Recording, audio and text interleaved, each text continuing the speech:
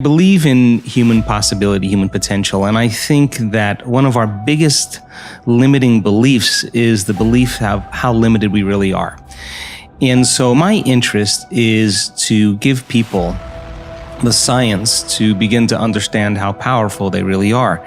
And I think that science really is the language that does that really well. And the new sciences like quantum physics and neuroplasticity, neuroscience, neuroendocrinology, psychoneuroimmunology, the mind-body connection, epigenetics, all of those sciences point the finger at possibilities. So I want to create a language for people from a philosophical or theoretical standpoint for them to begin to understand what's possible. But then I want to be able to have those people begin to wire that information in their brain completely, because learning is making new connections, right, in the brain.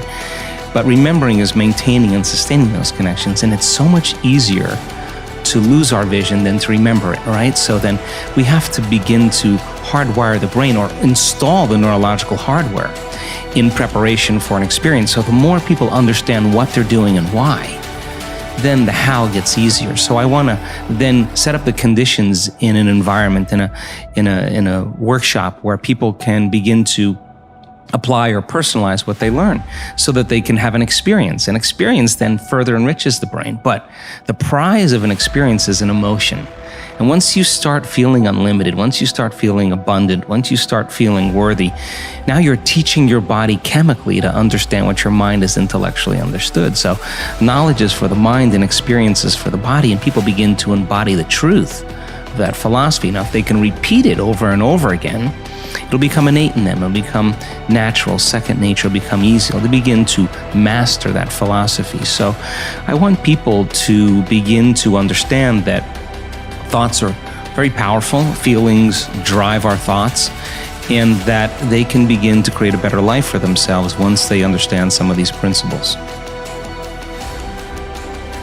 I think we're living in such an amazing time right now. I mean, if you are not being challenged in some way in your life, you're not alive. And all of this is an initiation. And I don't believe that you have to go to any school of ancient wisdom perched in the Himalayas or for information or training any longer. If you see your life as the school, as the initiation, then you can no longer be a victim to your life. You're going to have to meet the challenges in your life from a greater level of mind, greater than the mind that created it. And so there have been plenty of peer-reviewed articles on the power of peace-gathering projects that lower crime, that lower trauma incidences of death and economic growth. It's all related to what's happening right now for us. And it's not enough, though, for us to just focus on peace and expect the world to change, because in the peace-gathering projects, when the event was over, a lot of the crime and violence returned back to its ceiling level again.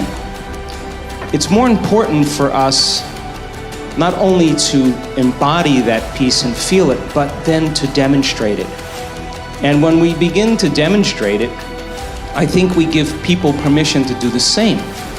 That means that we can't be preaching peace and then be stuck in traffic and, flipping people off or arguing with your coworker. You don't get to stand up for peace if you have conflict in your life. So when we start that self-contemplative process of looking within, and instead of judging someone or something, look to see if there's an aspect of ourselves within that person or within that situation that we may need to change. And if we're all doing that at the same time, something greater, a greater consciousness is going to emerge. And so I believe that it should never be about a person. It should be about principles. And when we stand up for principles, that creates community. Because you could be one belief or another belief, but if you're sharing the same principles, which are joy and freedom and cooperation and connection, that's what builds communities. So then, everything in our world right now is reminding us of separation. Whether it's war, whether it's violence, whether it's political deceit, whether it's prejudice, All of those things cause us to live by those stress hormones. And when we're living in that state of survival, we're not trusting and we become more selfish. So then, starting our day asking ourselves, what would be the greatest expression of myself I'd like to present to the world?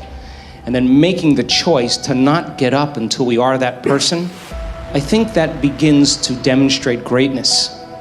And when there is adversity and when there are challenges in our life, the question, of course, becomes, how do we become supernatural? And that means we're going to have to do what feels unnatural at first. When everybody else is in poverty and lack, that's the time to give. When everybody else is in fear and vigilance, that's the time to show courage. When people are angry and hating and prejudiced, that's the time to show compassion. When people are competing to rush to get to the top, that's the time to change your energy and draw the experience to you.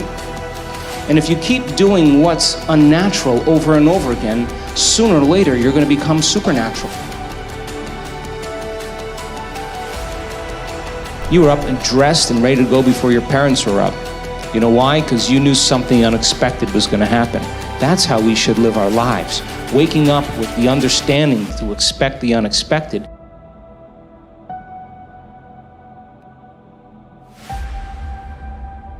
We have a huge frontal lobe, and it's 40% of our entire brain. And most people, when they have a thought, they just think that that's the truth. And I think one of my greatest realizations in my own journey was, just because you have a thought doesn't necessarily mean it's true. So if you think 60 to 70,000 thoughts in one day, and we do, and 90% of those thoughts are the same thoughts as the day before, and you believe that your thoughts have something to do with your destiny, your life's not going to change very much, because the same thought leads to the same choice leads to the same behavior creates the same experience, and the same experience produces the same emotion.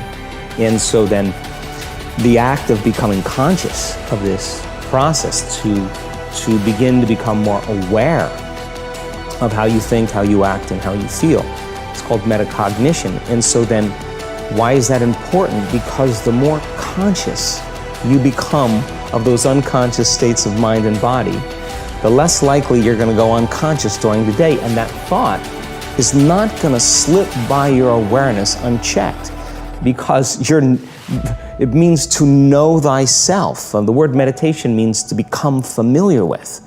So as you become familiar with the thoughts, the behaviors, and the emotions of the old self, you're retiring that old self. As you fire and wire new thoughts and condition the body into a new emotional state, if you do that enough times, it'll begin to become familiar to you. So it's so important, just like a garden.